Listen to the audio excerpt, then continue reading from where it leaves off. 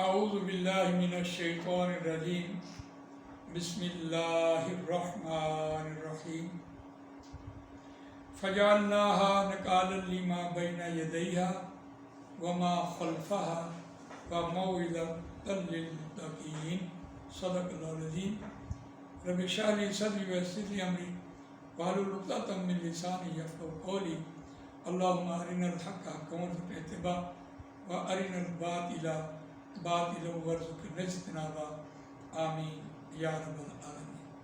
آیت نمبر 66 میں نے ابھی آپ کے سامنے تلاوت کی ہے، روان ترجمہ سنیے۔ فجعلناها نکالا، بس ہم نے بنایا اس بستی میں رہنے والوں کو نکالا عبرت، لما بین یدیہا، واسطے اس کے جو اس کے سامنے تھا، جن لوگوں کے سامنے یہ بستی موجود تھی ان لوگوں کے سامنے۔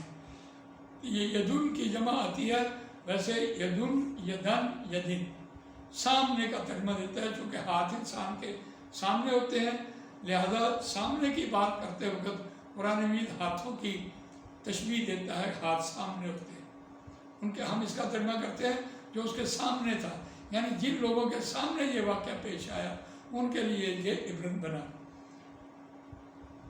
وما خلفہ، اور جو اس کے پیچھے آنے والے لوگ تھے ان کے لیے بھی یہ عبرت بنا، چونکہ ان کے سامنے نہیں ہوا تھا، وہ ان کے بعد آئے۔ وَمَوْعِظَةً لِّلْمُتَّقِينَ، اور یہ واعظ ہے واسطے پرہیزگاروں کے۔ بہت خوبصورت تمثیل قرآن نے بیان کی ہے، اور قرآن مجید کا اسلوب ہے، کمال اسلوب ہے۔ دیکھیے اس کی تشبیہ میں یوں دوں گا، ایک مثال دیتا ہوں کہ دو بسوں کا آپس میں حادثہ ہوا آمنے سامنے، اور کچھ بستی والے لوگوں نے آ کے ان کی لاشیں اٹھائی۔ اب یہ تو تھا بستی والوں کے سامنے وہ حادثہ، ان کو تو ہم کہتے ہیں یدئی ہوا۔ اب یہ واقعہ ہو چکا، اس کے بعد جو ٹریفک چل رہی ہے، بعد میں آنے والے لوگ یہ دیکھ رہے ہیں، کچھ لاشیں ادھر پڑی ہیں، کچھ لاشیں ادھر پڑی ہیں، بسیں جو ہے حادثے کا شکار ہیں۔ تو وہ وما خلفہ ہوا، وہ ان کے پیچھے آئے، انہوں نے دیکھا آنکھوں سے۔ اور اسی طرح ایک واقعے کے طور پر بیان ہو رہا تھا، اخبارات میں بات آ گئی، تو جو متقی اور پرہیزگار لوگ ہیں وہ اس سے نصیحت پکڑ لیتے ہیں، وہ آئندہ ایسے عمل نہیں کرتے جس سے ان کو نقصان ہو۔ مثال کے طور پر ٹریفک چل رہی ہے اور اخبارات میں انہوں نے یہ بات پڑھی تو محتاط ہو گئے، محتاط طریقے سے چلانا شروع کر دیا، تو یہ واعظ بن گئی ان کے لیے۔ بالکل اسی طرح اس واقعے کو دیکھیے، تو جو لوگ بستی کے سامنے تھے ان کے سامنے تو یہ ہوا، اور جو بعد میں آنے والے تھے ان کو بھی اس بات کا علم ہوا۔ اور یہ متقین اور پرہیزگار کی جو بات کی ہے، یہ امت مسلمہ کے لیے کی ہے قرآن نے، کہ جو متقی ہے، کیوں ایسی بات کی؟ الف لام میم ذالک الکتاب لا ریب فیہ ھدی للمتقین الذین یؤمنون بالغیب ویقیمون الصلاۃ ومما رزقناہم ینفقون۔ تو دیکھیے قرآن میں ہدایت ہے متقین کے لیے، اور یہاں واعظ ہے متقین کے لیے۔ ان کے لیے دو باتیں بیان کی ہیں، اور تیسری بات امت مسلمہ کے لیے بیان کی ہے۔ اب اس بات کو ہم دیکھتے ہیں تو یہاں بھی ہمیں 3 گروہ نظر آ رہے ہوتے ہیں، ایک سامنے والا، ایک بعد میں آنے والا، ایک جن کے لیے یہ واعظ بنا، تیسرا گروہ وہ ہے۔ یہاں قرآن مجید 3 گروہوں کا ذکر اکثر کر کے گیا ہے۔ آج ہمارے معاشرے میں بھی 3 ہی گروہ ہیں۔ ایک گروہ پڑھا لکھا کھاتا بھی تھا، اور اس کو جو دعوت دینے کا طریقہ تھا اس کو دیکھیے، من رأى منکم منکرا فلیغیرہ بیدہ فإن لم یستطع فبلسانہ فإن لم یستطع فبقلبہ۔ وہاں تو 3 ہی گروہوں کا ذکر ہے۔ قرآن مجید میں ایک دوسرے مقام پر کہا ادعو الی سبیل ربک بالحکمۃ والموعظۃ الحسنۃ وجادلہم باللتی ہی احسن۔ وہاں بھی 3 گروہوں کا ذکر کیا۔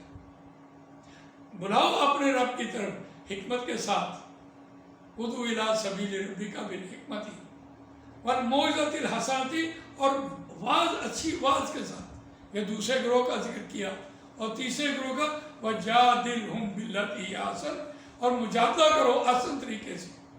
یعنی یہاں اگر 3 گروہ دیکھتے ہیں، تو ایک گروہ جو ہے وہ پڑھا لکھا، کھاتا پیتا، ایلیٹ کلاس، وہ آپ سے دلیل مانگتی ہے اور وہ حکومت کرتی ہے، اور دوسرا گروہ جو ہے واز سنتا ہے، نیک متقی پرہیزگار، وہ واز سے ہی ٹھیک ہو جاتے ہیں، ان کے لیے واز کی تلقین آئی ہے، ان کو واز کرو، نصیحت کرو۔